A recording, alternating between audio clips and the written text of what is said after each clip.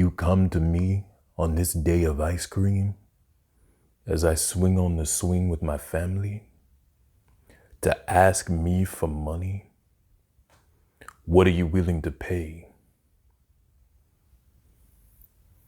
What can you offer the organization? Let's just say when I was little, I was really into crime movies, and they might have spilled over that much bit into my real life.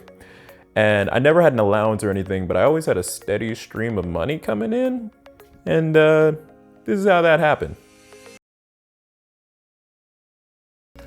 Okay, I may not have fully understood as a child who the good guys and who the bad guys were in those movies.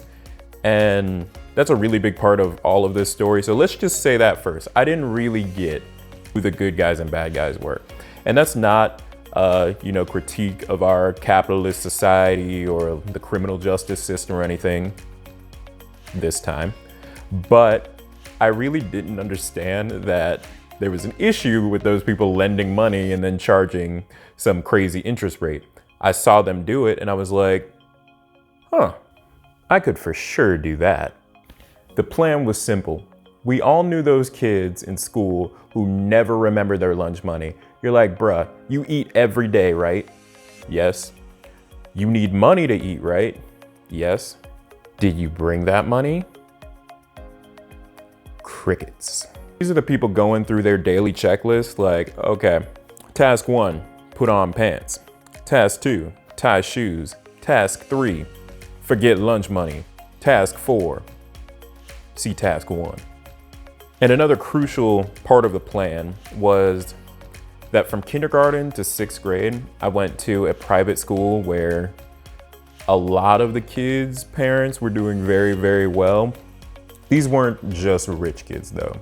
These were like the rich kids, like we're doing okay, or diversification is really the key. That kind of rich. And within the plan, there were rules. I would never take money from a kid who I didn't know for sure was in that rich category. I also would not loan them money, but I also, had these bills to pay. They weren't really bills, it was more like I was trying to buy some stuff for a crush I had. But that's not important. I had bills to pay, so I couldn't just be giving out money. Named Robin Hood. So my formula was simple. Crime movies, plus rich kids without money, plus me, equals the beginning of my criminal organization.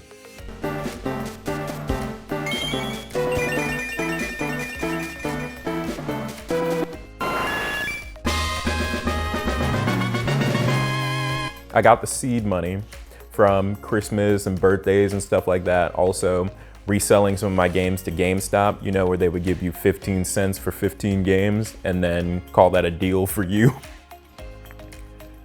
Can we talk about that real quick? That was the real criminal organization. How are they still in business? 15 games for 15 cents? If I threw it outside, I might hit somebody and they might drop 15 cents. And that would be one game for 15 cents. But anyway, the movies are so good. It's like a masterclass of how to start your criminal organization. They teach you how to set it up with the seed money. They teach you how to go out and get people, your new clients, to come on board. You find somebody in a bad situation and you lend them money. So I was out there. I was on the playground. Anytime a kid needed money for that soda that mommy wouldn't buy, I was there. Anytime there was an ice cream day and you forgot your change, here I am. Anytime a kid needed money, I was there. And you could ask me for any amount of money you needed, anytime, for the low price of 50 to 100% interest.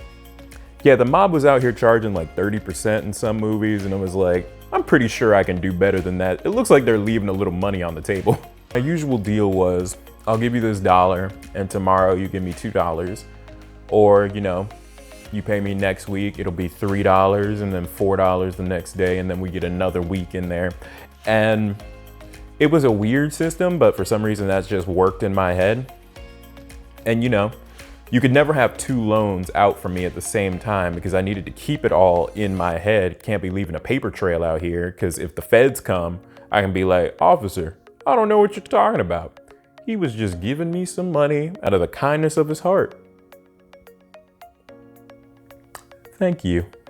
I did have a few incentives for those repeat customers. If you had taken more than $10 out and paid it back, you were allowed to get 2 loans at the same time, because I was willing to remember that and remember your past service, and I appreciate that.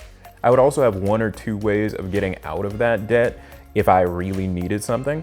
So there were those few times when we would be on trips or something. We had field trips back then, way back in the day. Sometimes I would lend out too much money and realize that I didn't have enough money for whatever I wanted.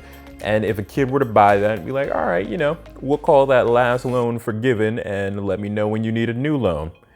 Or one kid owed me about $20 with all the interest reoccurring and then interest on that interest. He ended up owing me $20, and he came in one day with $2 bills, 5 $2 bills.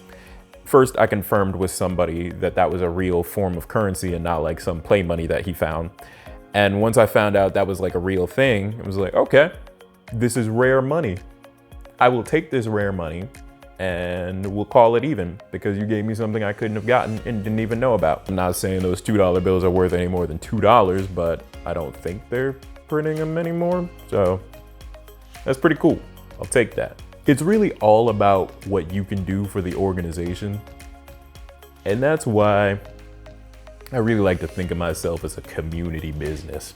I was completely self-contained, no middlemen. You deal directly with me every time you need a loan, because every time in those movies, back to the movies, truly a masterclass on how to set up your organization. Every time in those movies, the cop could never get to the guy up top. He would always have to go through the middlemen, put some pressure on them, squeeze them for information, and then they would give me up.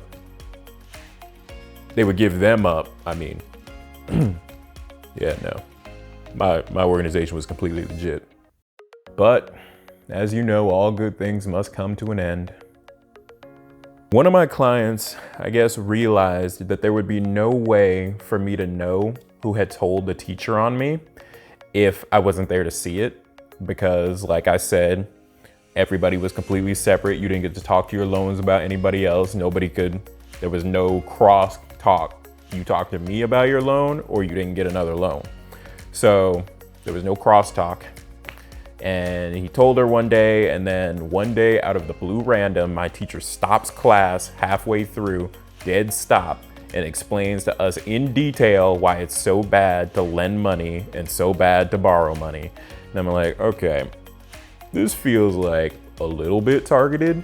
And then she, staring directly at me, is like, God said, neither a borrower nor a lender be. And I'm like, okay. So clearly, one of y'all snitches told her, and you done ruined the whole thing for everybody. Everything worked out, I guess. I ended up buying this girl so much stuff. I bought her a $30 bouquet of flowers and I think like a $40 bracelet one time. And my mom was like, where the heck are you getting all this money? And like, school stuff, job, everything. That wasn't suspicious. Gotta go out while you're on top. I mean, that's what I learned from the greats. At least I didn't get gunned down in a hail of bullets, because yeah, that's how a lot of those movies end. So I got out before that, and that was really the goal. And I'll take that. Hey, thanks for making it to the end of the video. Really hope you enjoyed that story about how I ran the underground at my school. And be on the lookout for more stories. I'll be putting them up probably once every week, once every time I put them up, we'll see. And yeah, like, share, subscribe, you know the deal. Catch you in the next one. Peace.